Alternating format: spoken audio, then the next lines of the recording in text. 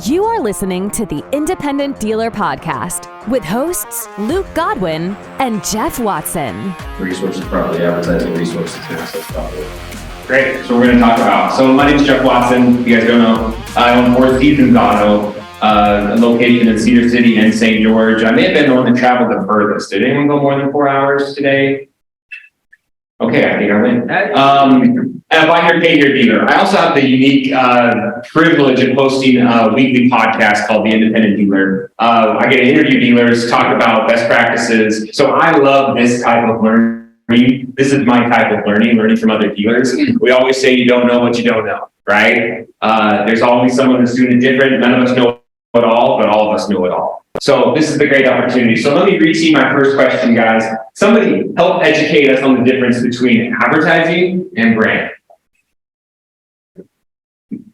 I can go. So to me, advertising, I think of advertising more as like, here's a product, I'm going to list it on all these different sites, I'm going to understand my customer acquisition costs, I'm going to understand how much it costs to acquire that customer for that specific vehicle. Branding to me is more like, what is the vibe of your dealership? What is like the general overall feel? Are you consistent across all platforms? If that's Facebook, Instagram, TikTok, wherever you're at.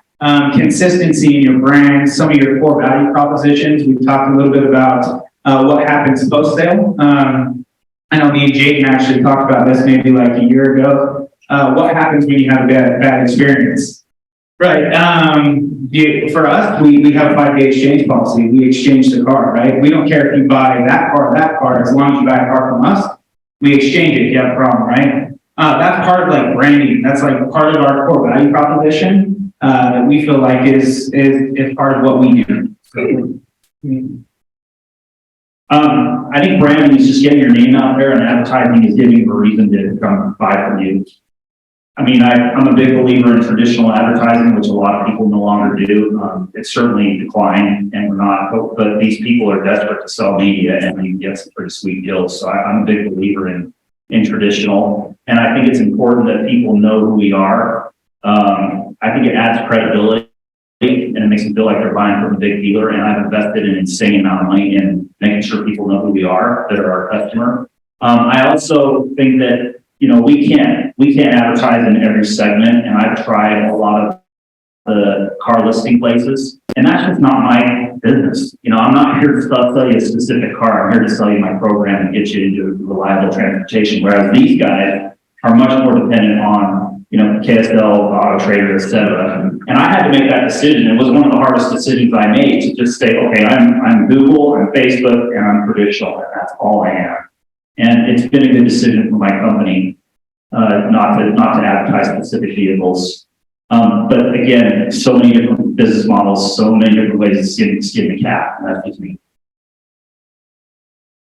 Yeah, and we struggled when we went on mixed advertising because we have to put our product in front of everyone. We do a lot of internet advertising, radio, TV. We just wouldn't see that kind of success. And that brings back to the point that there's just so many ways to be successful, and it's hard to be good at everything, but it's a lot easier to be good at one thing. So we try to focus on, again, internet advertising, being good price, cars under $15,000. But when it comes to advertising and branding, our brand, we need to get that out to customers. And that's where the advertising comes into effect. We can have the best product, we can have the best prices, but if we're not getting customers in the door, our brand doesn't mean anything. So advertising is extremely important. We spend a lot of money, probably just on the internet, $25,000 to $30,000 a month. So it's interesting to hear Nick's philosophy versus ours, but Nick is very successful going his route. But our best customer is our repeat referral. And probably with you guys, that's the same thing. So we do the same thing. We have the 5-day exchange. We spend a lot of money on goodwill. So a customer will come in. I think we spent $250,000 last year just on goodwill. We didn't have to help the customer, but we want this customer to come back. So these are things that we do at our business that have been really successful, and hopefully it just continues. You know, this is an interesting business. I love it because I love change, and this industry changes all the time. You talk about inventory, right? If you don't know what a day supplier is or how to make a turn your inventory over properly and stuff, I think you're not going to follow the market trends. It's interesting. Everybody panics, right, and freak out. You got to make all these changes and all these moves, and they're so worried about the rates and worried about all these things are going to happen when you can't control all that stuff. Control what you can't control. The fact is that your inventory is going to follow that. Right now, everything in the teens, right? Everything that's in the teens is selling for, years in the teens. High dollar stuff, 5-10% of your people are going to be, looking online to get that stuff. They're going to sell estate and whatnot. So, and when it comes to advertising, I went from spending $310,000 a month to, we had Donovan Mitchell and all this crazy stuff, which who knows if it worked or not. I have no idea. To $74,000 a month in Mitsubishi. And I think it's, there's top funnel, bottom funnel stuff. And it depends on how many eyeballs you want to get, but also depends on the resources that you got. So you got to work within your means, and you've got to deploy those resources properly, and you have to vet all of the people that you're deploying your resources with. You've got to vet them properly because everybody now has lead attribution. Everybody's in control lead attribution. They're telling you that, you're making all this money off of them and they sold you 20 cars. Well, everybody has sold you 20 cars. Every vendor has sold you 20 cars along the way, right? So, and I love the vendors, don't get me wrong. And every single vendor has its place, and they are great at what they do, and they need to be used properly, sourced properly. You need to manage it, you need to watch it. And so, I don't know, I looked at, with used car supermarkets, when we were running over our heyday, we were doing a little over 700 things a month. And, the staff, right? We're currently working on with 2 different cities right now, one being Eagle Mountain, another one Harriman. And we got to convince them of the ideas and things that we've got going on. And it's been interesting to get their take on what they think we do. And one of the important things that all of us in this room, this is an incredible meeting. I'm thankful that Nick invited me to this and we're sitting here doing this. But one of the things we need to discuss as a whole is how do we work together? There's so much competition in this room. There's so much backfighting. There's so much stuff going on. And I taught everybody used car supermarkets over a long period of time. Don't ever talk bad about another dealership. You're putting yourself in their place. You're now becoming them. The consumer's not going to believe you. You're not going to trust you. And they expect you to say something bad about that other dealer. What if you said something fantastic about that dealer? And so we really work hard and pride ourselves on saying great things about other dealers that are out there. And customers call us and they want to complain about something that happened at another person's dealership. We side with the dealership. So unfortunately, that's not exactly how it went. Here's how we see that. If you go back to that dealership and you speak to them and you work with them and you're nice and polite to them. So I think as a whole, if we just got all of our salespeople and all of us talking politely about each other to the consumer, because everybody's got a complaint, right? And we work together on, I know people that owning cars is like this crazy thing out there. You can have any car I've got. I don't give a crap, man. It's just metal. It is what it is. I didn't buy the fanciest car on the face of the earth for heaven's sakes. It's not a unicorn. Take it, right? Make money on it. I don't care. You need help on the arm price? Not a problem at all. I don't, money is money. You're always going to make a dough. So I don't know. I just think there's a lot that goes. This is a huge question. I mean, it's a really, it's like a big draw. I won't make you answer the whole thing. But what I really love is you said top funnel, bottom funnel, right? So if we can all think of marketing or branding, our marketing stack as branding's that top funnel, right? What do people think of us? What's our image in the community? Bottom funnel would be advertising. Can I specifically attribute that channel to a sale, right? We track that. How many KSL leads did I have? How many Auto Trader leads did I have? How many Car Gurus leads did I have? How many of those did I sell? Which ones converted? That's our bottom funnel. But back to our top funnel, which I want to get into more. You guys both mentioned an exchange policy. Yeah. Who here has an exchange policy? Pretty crazy, huh? Thought we all had as-is statements, right? We get them to sign the documents, we book the deal, and then as we see it roll over the curb, we block the phone number, right? Do not call me about this as is. Who has a goodwill policy budget? Does anyone have a budget for goodwill? And goodwill, guys, so we have recon, right? Which is stuff we should do before the sale. We all have recon, we know what that is. And then we have that goodwill, which is the gap between what we should have done to the car, and what our warranty is going to cover, right? Because we all sell aftermarket warranties, right? It's the in-between, right? What are we going to do that's not spelled out in the warranty? We probably should have done before we sold it, or we would have done had we kept the car an extra day or demoed it an extra 10 miles, right? Who has that policy? Do you guys track that? Do you know what it is? We spend about $200 a month on average. Some are $5,000, some are $0, right? We're buy here, pay here. Car's got to run. Car's not running, they don't make the car payment, right? So we're in a unique position where we are for better or worse, forced to goodwill. What are some other ideas, guys, that are branding high level that you put into play at your dealerships that give that image? Or I want our dealers here to take home specific actionable items. Everyone just wrote down, I'm going to create an exchange policy. Put whatever kind of fine print you want on it, make sure it's legal, post it in your dealership. We have a 4-day exchange policy, right? 4 seasons, 4-day exchange policy. We give a 3-month, 3,000-mile warranty with every car, right? A lot of these dealers will do the same. You'll include some sort of a guarantee on the vehicle. What other type of items or things can we do in our dealership to brand? Well, you got to get all your employees on board. That's the key. So we have a sales meeting every week, and I usually tell my salespeople, look, you need to put yourself in that customer's shoe. They're complaining, but wouldn't you do the same if that happened to you? And that's been really helpful for our salespeople because now they're putting themselves in the customer. And they're reacting as if that customer was there, and it's helped. And if you don't have your full employees on board, your brand will not come through because your employees, that's the face of your dealership. So it really needs to start with them, getting them to buy in on whatever you're selling, and then they'll sell it to your customer. That's super true. I want to get the answer from you guys, but how many times have you guys heard your employees say something and you're like, where did that come from? Where did that wordage, where did that attitude, where did that vibe towards the customer ever come from? Because I don't do it. I don't talk to you like that. Why would you talk to a customer like that, right? So there's a lot of disconnect. And so to your point, you got to make sure that you're harping that in. You're getting that to your employees that are actually that front line, that are talking to the customers directly, because they might be portraying something that is 100% not the way you want your dealership to be portrayed. So another thing for us is online reputation. We spend quite a bit of money just maintaining reputation online.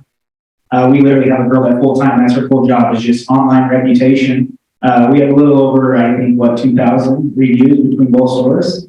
That's huge to us. You know, like think about the amount of traffic that's on Google running past your dealership, that if that online reputation or they find something on Google that they don't like about your dealership, you never even had a chance to touch that customer, right? And if you talk about top of funnel, right, you never even got to experience that customer if your online reputation does not match what you are as a dealer, right? So yeah, we literally have a girl with a full-time online reputation. She calls out post-purchase and says, hey, how was your experience? She kind of fields the response for the customer. And if it's a negative experience, we hear about it. It gives us a chance to fix that issue with that customer, but also like safeguard a little bit our online reputation. I always tell the guys, we're only as good as our online reputation because both of our dealerships are on state, but the truth is like the majority of our traffic comes top of funnel from either advertising platforms like KSL. Thank you, KSL, by the way, for the sponsorship. KSL is huge in our business. They drive a ton of traffic for us. If we spend a lot of money on Facebook, KSL is still right there with Facebook as far as a traffic driver. And Auto Trader, thank you guys as well. But yeah, that's advertising that leads into the opportunity to build a brand is the way that I look at it. Okay, so I knew Craig, he was a lot tech at the Nissan store that I sold cars at. Travis is with it. Yeah, and Travis. So how did he go from a lot tech at Nissan to being a super high volume dealer in Apple? The only answer I have to that is, what if he had told those customers at the beginning that he wasn't going to make that repair? What would have they said to their friends and family about his dealership versus he made the repair when he didn't need to? What are they going to say to their friends and family? You know, I don't hear him on the radio or him on the TV at all. but yet he's a super high volume dealer selling older cars with more problems than the 2 or 3 year old cars. So, and then Jason was a ring guy at Brady's Auto Auction, and I'd go buy cars, and there he was with his smiley face for years. And I'm thinking, well, this guy just being an auctioneer like his dad was. And here he is just killing the market. And it's the same thing. You got your reputation. Google reviews are super, super, super, super important. And you've got to be on top of it. You got to have a ton of reviews. You got to ask every customer that buys a car from you to do it. Facebook is also very large for us. We will screenshot our 5-star Google reviews, take a picture of the customer and put it on Facebook. That's been really big for us. But to reiterate what these young rock stars said, it's all about the customer experience. And if they don't have a good experience, they're kind of dead in the water. But I'd like to add something that Nick said.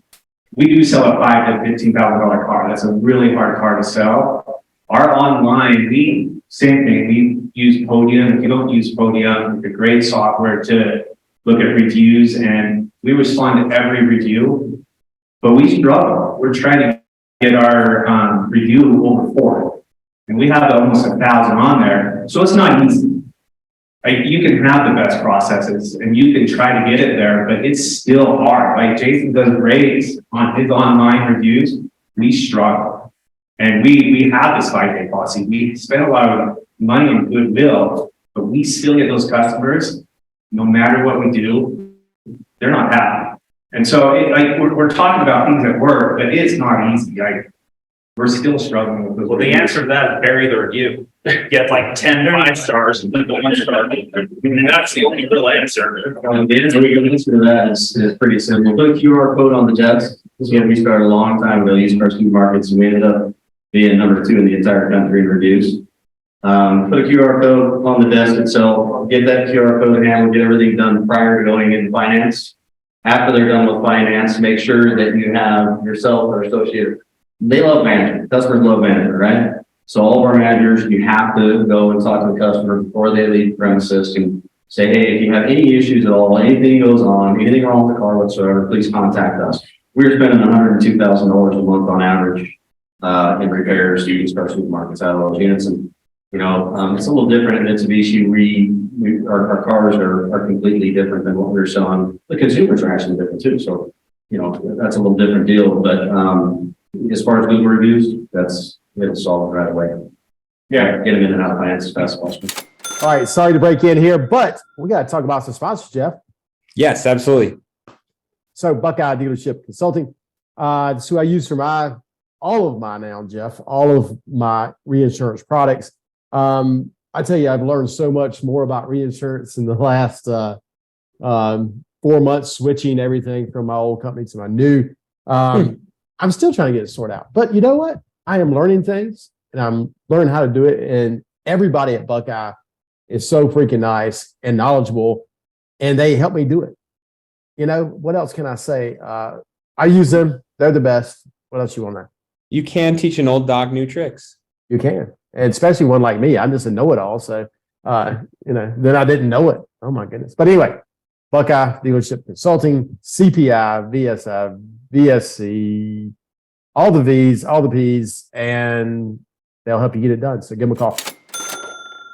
Very, very important. And I think it's going to be, Google reviews will become the Amazon review. Nowadays you buy something on Amazon. If it doesn't have like 10,000 or 15,000 reviews, you don't even look at it. You go right past it, right? I think for dealerships, the standard is going to be 1,000 reviews, 2,000 reviews. If you have less than 1,000 reviews, people are going to shoot right past you. So you kind of get like a review inflation almost, where it's like, so to Nick's point, that's how you got to vary sometimes those bad ones because you're never going to make everyone happy 100% of the time. But you got to add the good ones. And if you do perform it, if you do go above and beyond, ask for it. Yeah.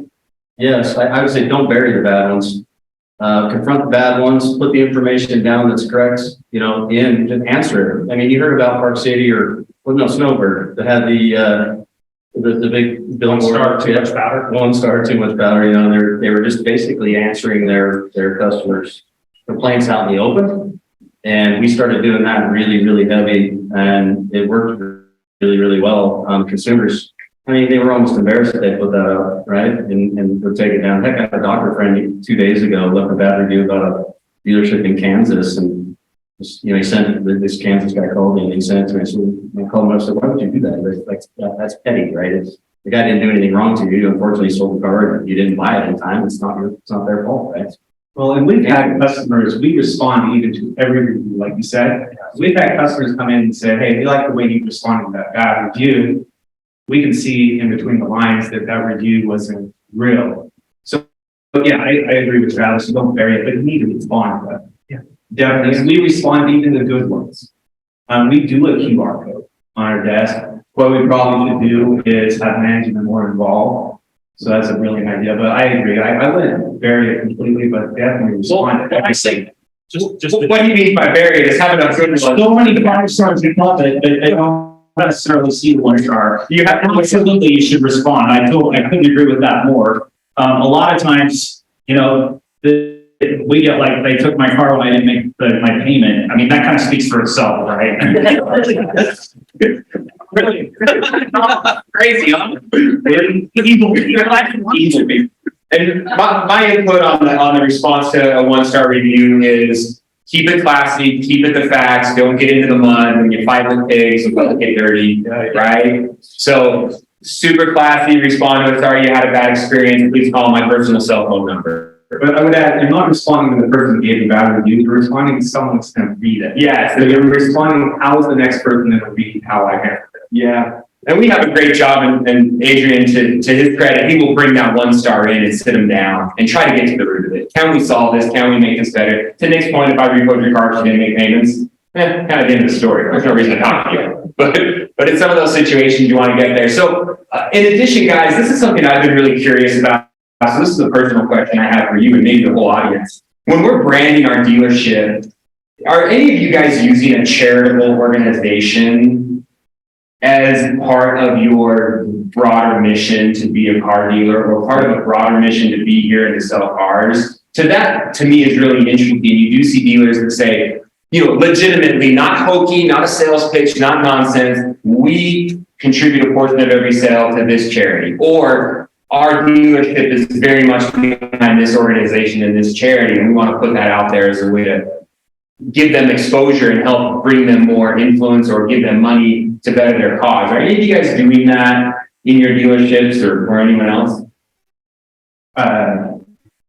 No, we actually don't do much of that.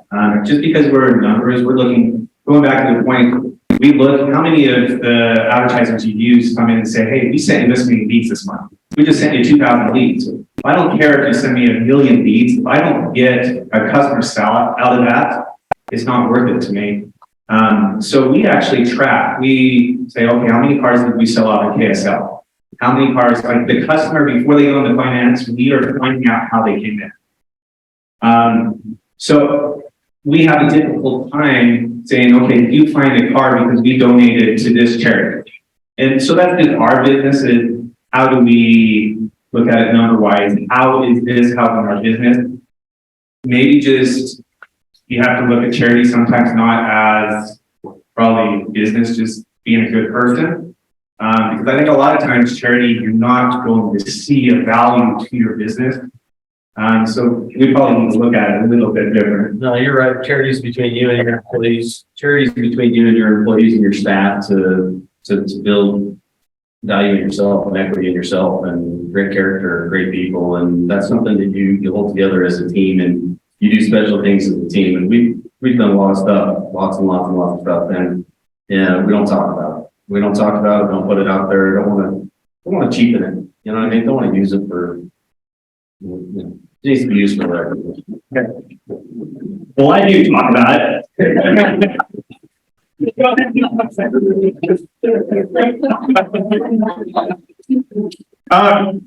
used to do a meeting then every Christmas time with K-Care, and that was a really cool promotion. We focused on the autism community for several years because my sister-in-law has a special needs son. So that was really cool to kind of target that. Another cool thing is if your employee's son or daughter has a baseball thing, just say yes. Yeah. Just say yes. Unlimited budget for that kind of stuff. It just brings so much goodwill and gratitude from your employees and everything else.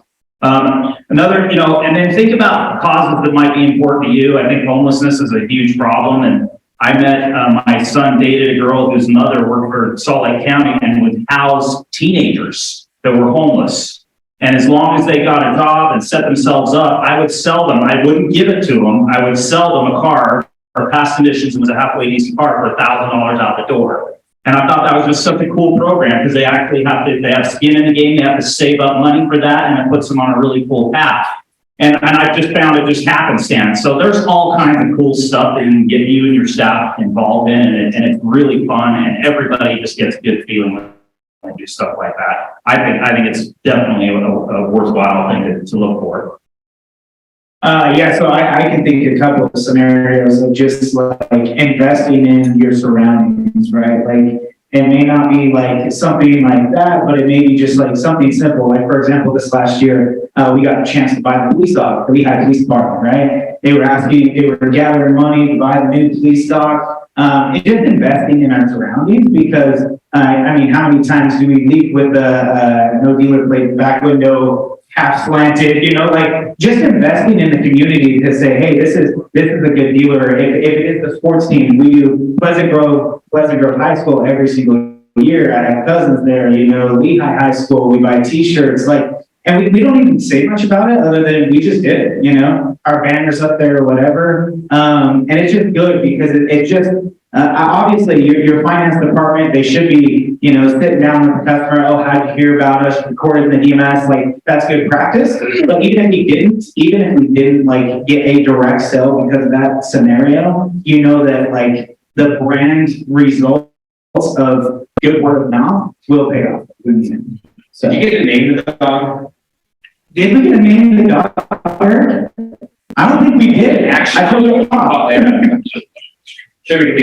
No, but it was really cool. Yeah, it was really cool. They were super stoked about it. And they brought the dog by to see all the sales reps one day. That was the drugs. One of them left weird drink dog.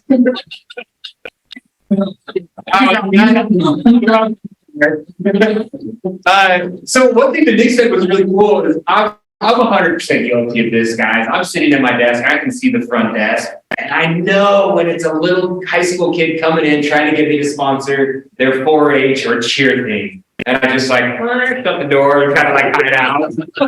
Stupid, guys. What is it? $500 check, right? It's like Nick's point. If they stop, if some kid's going to come pitch you at the dealership, cut them a freaking check, right? If it's your kids, your employees thing, cut them a check. Be a sponsor of those activities.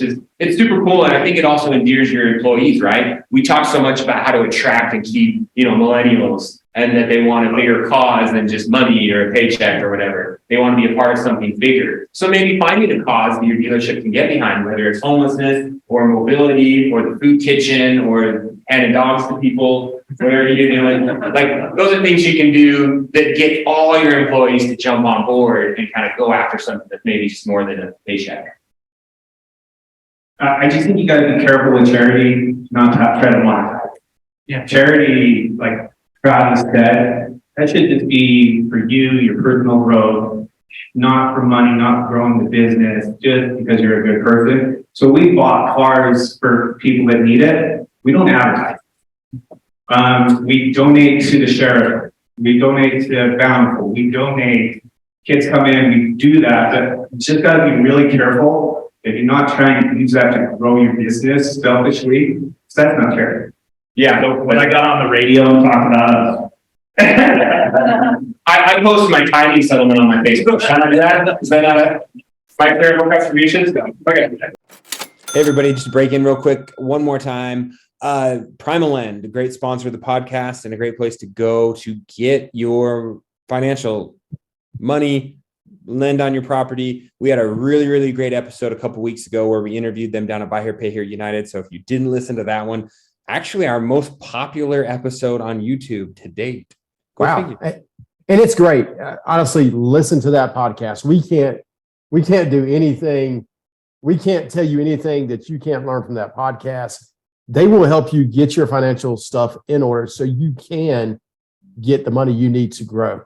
And the growth they talked about, Jeff, after a dealer got a line of credit, it was something like 186% in the first year. That's insane, right? Mhm. How would you like to grow 186% this year? Yeah, it sounds painful, but I'm there. I'll do it. Well, give Primalend a call. Those guys can help you, and they're the best in the industry. So we got just 13 minutes left. I want to open it up if you guys have questions. You've got 4 amazing smart men right here. So ask them some questions as it relates to branding. We can step into advertising, marketing, or I guess repeat. Randy. Travis, known you for a long time, kind of old schoolers now, but I thought that'd be really cool what you said. Because back in the day, the new leaders aren't gonna understand this. We did do business all the time together and we helped each other and it was healthy.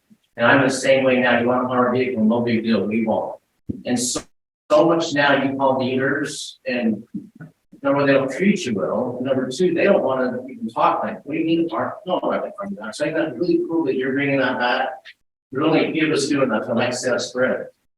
So thank you very much for that. And yeah, all these years, it's, the one thing we got to start, I mean, we have to think about what is the toughest job in the dealership? What's the job that you do not want to do? You don't want to be a salesperson. You don't want to go out and sell cars. You don't want to take it up. You don't want to make phone calls. You don't want to do all this stuff. Well, these are the folks that don't know what they're doing. They're, younger people in some cases and stuff. They're going to your dealership. They're intimidated and up at the desk and they're looking at you. You're the king. You're this big, person at this nice dealership. And, I think we need to treat salespeople with every bit of respect that we possibly can. And so when they come to our dealership, and I'm sure we've made mistakes, but we do everything we possibly can to try to put them on the right car. What situation are you in? What kind of car? What can we do to help you take a car back and go sell the car? Not because of what we're making. I don't care about the money, man. It's just, that's not the deal, right? The deal is just, it's a network, it's working together. But these support salespeople, and they're the ones that are representing us out with the consumer, and they need to have the best experience possible. If you want to have a great customer experience, it starts with having great sales, and they deserve to be treated like gold. Yeah, and that mentality is, I want to tell you the next 5 parts, not just this, right? It's keeping that long-term customer relationship. Need to make a paycheck. Yeah. Other questions? Well, I wanted to mention something, like you're talking about arming a car, right? Yeah. From another dealer. Travis has armed a lot of cars for me, but I'm up front with him. Hey, Travis, I bought this car. I'm in it this much. Like, I really need my docking. Like, I need to make a little bit of money. And Travis will say, oh, I understand completely. So, like, if someone's called me to arm a car, a lot of times it's, hey, how much can I get it for? Can you take $2,000 off? It's just being honest. I really need this car. You can have it, but, we're all here to make, if I don't make business and money, I'm not going to be able to arm in that car, Travis, because I'm going to be out of business. Well, that's not like that Travis comment, because he's taking it all the way down to that cell, and that cell when you make a check, and your dealership can sell that vehicle on his lot, and he's willing to give that vehicle up. That keeps the industry very. But I think the sales needs to understand that you need to make money too. If you're selling Travis all your cars at cost, that's not going to be beneficial for you either. Well, sell it to me at the online price. I don't care. Just sell it to me at the online price. That's not a problem at all. I'll give it to the customer for the online price, and then I'll make a little bit of reserve, or we'll make some back end, or we'll do whatever. Well, that salesperson just got paid. And we still do a lot of that. I think Travis is great. So just being upfront. No, everybody's been great. I'm looking around, I see Chico's, I see everything and stuff like that. I bet we've had great experiences with all of you guys, man. This a lot of really neat people in this room. Make a point on that. I always say yes too. And when 9 out of 10 times the guy never even comes to get the car. Yeah. So just tell them yes and they don't show up. I mean, it's not saying that it's bad, but sometimes it doesn't work out. So you said yes. Yeah, you want to turn your inventory too, so yeah, helps. Any other questions? Okay. So with you guys having, I'm a small dealer, and I'm trying to figure out where to put money to get the best ROI on advertising. What are your recommendations? For some KSL. I was going to say It's the opposite. It's the KSL. microphone. Yeah, I mean, that would be my response. It's Facebook. I mean, how many groups are on Facebook, right? Like car groups or whatever, sell on Facebook. I graduate to KSL. KSL dominates the local market, kind of, you know, like they're huge, whether anyone wants to admit it or not, they are like a huge traffic driver in Utah. That's kind of the truth. Specifically for my model, maybe not so much Nick's, but KSL does a great job, Auto Trader. But the first start would be Facebook and KSL for me. I thought that happened with a couple of reps or a rep that started his own dealership. And that's where he started to sell was Facebook and KSL. I love that question. Yeah, that's a great question. My question to you is what's your business model? Yeah. I mean, I sell everything, so How many cars you sell? not many. Just how many you sell? About 2 a month. Awesome. That's great, man. Right? So you've got a couple to work with, start sticking some money away. Don't advertise at all right now. Just stash some dough, right? Put some money away, a couple $100 a car or whatnot. But social, yeah, word of mouth, social, right? There's tons and tons and tons of social. Every one of your people could be putting it on their sites, tagging each other. There's tons and tons of Facebook, right? Keep that rolling, really good deal. But stash a little bit of that dough. And then when you have X amount of dollars, then you present yourself to one of these folks who, you know, or vendors and stuff and come up with a great plan. And then always be a student. The fact that you showed up to this thing tells me you'll probably be a 40, 50 car month guy in about a year. Love to help you anytime. Because you're willing to learn and keep an open mind. And I can't tell you how many dealers think they know everything and never become a student. And so that's huge. Most things I've learned and most things that have gotten me better have been from other dealers. Super cool. Thank you. Congrats.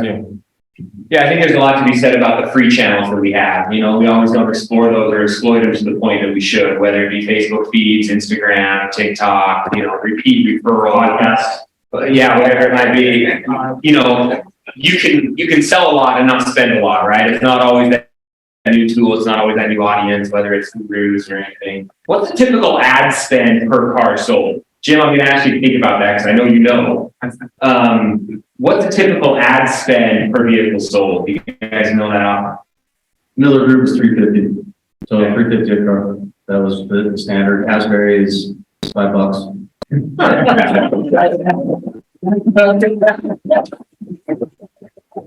talking about personnel spend. You know, when I was building my business, I was like 350, 400 a car, and people thought I was insane, but that's really what fueled my growth. It was critical, and I felt like it was a worthy investment. But now that I'm established, now that people know who we are and we've got a good customer base, I can get by with low 200s per sale. That's what I was going to say. I'm like right around 175 to 200. It also depends on like how many channels you're on, you know, like you have free channels, you have paid traffic, you have, you know, like there's a ton of different ways to acquire customers. Lead mapping, that's something we went through. It said every single lead provider that we're on, like how do all the leads map into the dealership? That's obviously going to bring down like that organization of that lead flow into your dealership is going to reduce your like per car cost, right? Like how organized are you with that? How well you convert, like all that stuff. It's a big driver of what established that per car number, right? Yeah, we actually track it per advertiser. So we have some advertisers at $500, some that are $100, because that money you're spending, you want to see a return. You're spending $5,000 a month on that advertiser. You want to look at it. The more specific you can get, the better your business will be. So it fluctuates too, because your business, March, everyone does really well. That's a really good month. So people have money to get their tax returns. So of course it's going to go down, but get very analytical. That's your money. Better the data is, the better your business will be. But we average about 200 to 300. The old adage, I know half my advertising doesn't work, but I don't know which half. really important that I mean, I'm not your. Yeah. Everyone in here is for. We've all been geo-targeted by Nick while we said. Got Roddy outfit and. Yeah. Recently. And not all leads are created equal too. And that's one thing to know is when you're advertising, they could be really, really cheap lead acquisition. What's the conversion to a sale? So that's when we talk about your sales per lead channel, right? You'll do Facebook and you'll get 1 million leads and then you'll sell one of them. right? Whereas you can do some lower funnel type lead sources, right? And it's like, well, those things cost me a ton in advertising dollar, but they convert at a great rate. Jim, what's the standard advertising dollar? I hear 300 across independent. Provider, it's usually lower in my opinion. Yeah, I don't know. By storytelling. I'm spending a ton. Great. Okay, we got a couple more minutes. Any other questions?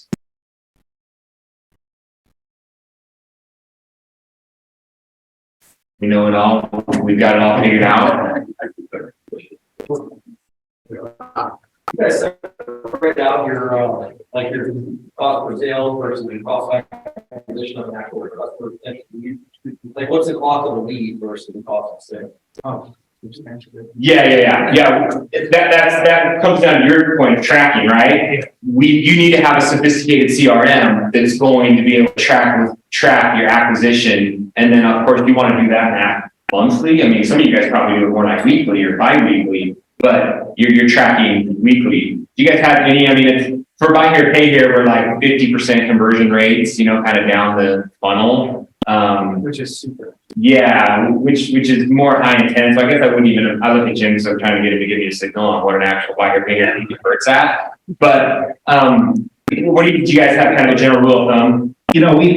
I don't track it so much because people know who we are, and because they know what we do, we have the privilege of having pretty dang low funnel leads. Our conversion is huge.